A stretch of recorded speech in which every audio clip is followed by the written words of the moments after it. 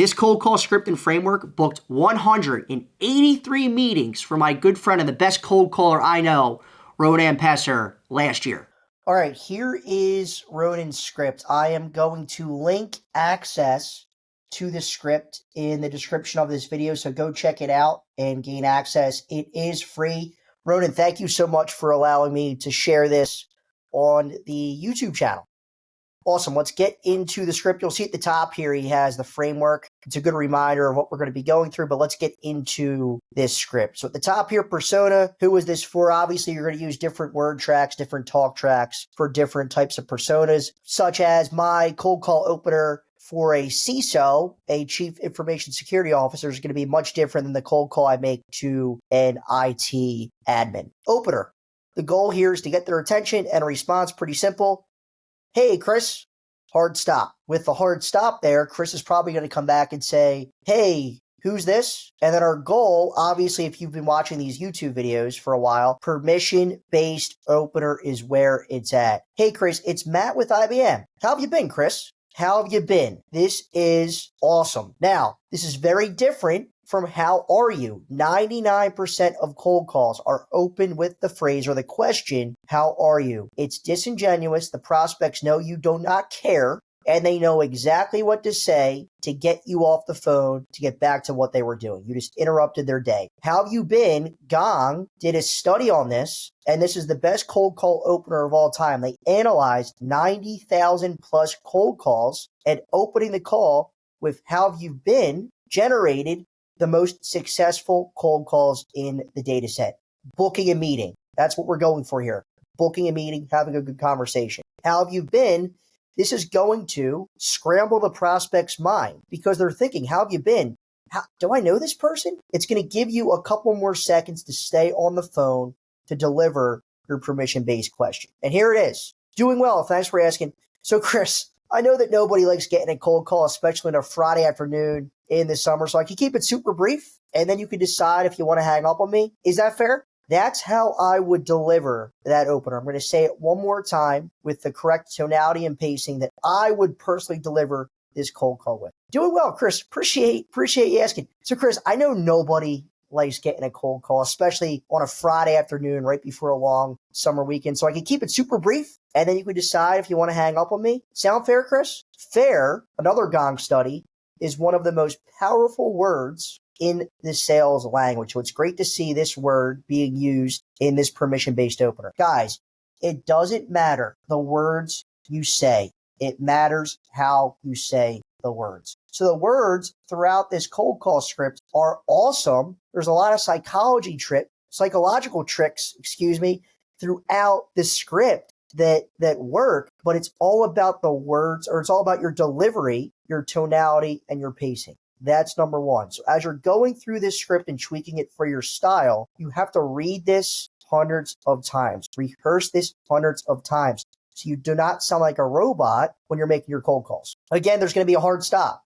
Is that fair? You want to get the feedback from the prospect. Thanks, Chris. Before we dive into it, have you heard of IBM before? Have you heard of Mass 360 before? Insert whatever company you work for or the product that you sell right here. This is going to determine, or could determine, what direction you take that cold call. If they've never heard of your company before or your product before, that's going to be a different type of cold call than if they've heard of the product, heard of the company. If they've heard of the product, chances are high they're probably using a competitor product or have used your product in the past. Good information to know. We're then going to do a probing question, which equals a business problem. The goal here is to see if they have a business problem that you could solve. That is the goal of a cold call. The goal of a cold call is to simply have a conversation to see if there's a problem your prospect is having that you could solve. If you could solve it, simply explain how you could solve it and see if a meeting makes sense. If you can't solve it, a meeting's not going to make sense. It's time to invite yourself out of the call and move on to another cold call. We're going to insert a humble disclaimer example. This isn't a gotcha or anything. So if you've seen these videos in the past, Ronan includes this phrase here. This isn't a gotcha or anything into a lot of his cold call recordings. So you could go check them out on the YouTube channel. Here's an example. Out of curiosity, Chris, and this isn't a gotcha or anything, but do you have any way of knowing which customer is feeling the most frustrated out of every support interaction this month. So it's a probing question around a current pain they might be experiencing. The most important part of this part of the script are the notes here. Phrase it in a way to go for no. No, I do not have a way to do that. People feel safer saying no, not just on cold calls, but when you're closing deals, phrase your questions to go for a no rather than a yes. That's what we're going for here with this type of question. We're going to keep it simple and very short, 5th grade language. If you have a young niece or nephew or brother or sister who is in the 5th grade, for example, you want them to be able to understand this question. We're not going to be using any big words, any marketing jargon. Use plain English, as Ronan explains here. That goes much further than using complicated words where the prospect has to do a lot of thinking. That's not going to work on a cold call. Then, after getting a response to that question, whether it's a yes or a no, we're going to ask a provocative question. Let me go back here for a second. If the prospect were to say to this question, yes, we do have a way of doing that, I, as the cold caller, as the salesperson, might come back and say, oh, that's awesome. I'm curious.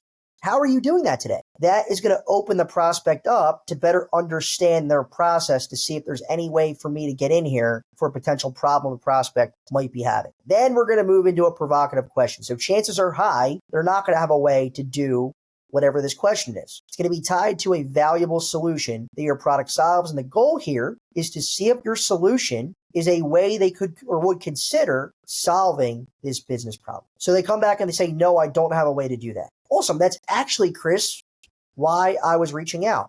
Have you ever considered, and here's an example down here, have you ever considered using AI to track emotion, things like frustration or urgency from each support ticket?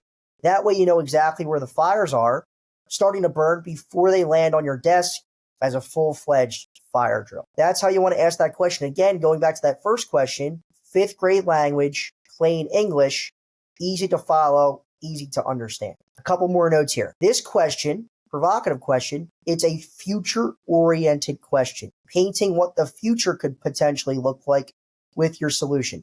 So you're connecting their business problem to your valuable solution. And Ronan also says here, we should understand what we do better and or differently than what they do today and be prepared to have a conversation about that. So when you're making cold calls, guys, this is elementary. You need to know the competitive advantage your product has over everybody else, over all the other solutions they could potentially be using. How are you better? How are you different? You need to have that information crystal clear in your mind when you're making cold calls. After we get a response from that, again, the cold call is pretty short, guys. This isn't a discovery call. We want the prospect we want to run through this within a minute to 2 minutes. And if it makes sense, we want to be asking for time here. We want to be booking the meeting. The goal, get time on the calendar. Pretty simple. Would it be crazy if we found 30 minutes next week on Tuesday to explore in a bit more detail? And I'm not cold calling you completely out of the blue, Chris, and let them respond. Again, this is a no-oriented question. People feel safer saying no than yes. Let them respond. How does Tuesday at 3 p.m. work? Don't overcomplicate your cold calls. This script is very, very simple. It's very easy to run through. You can run through this like Groundhog Day and book meetings left and right. 1 meeting a day, guys. Average 1 meeting a day with this script.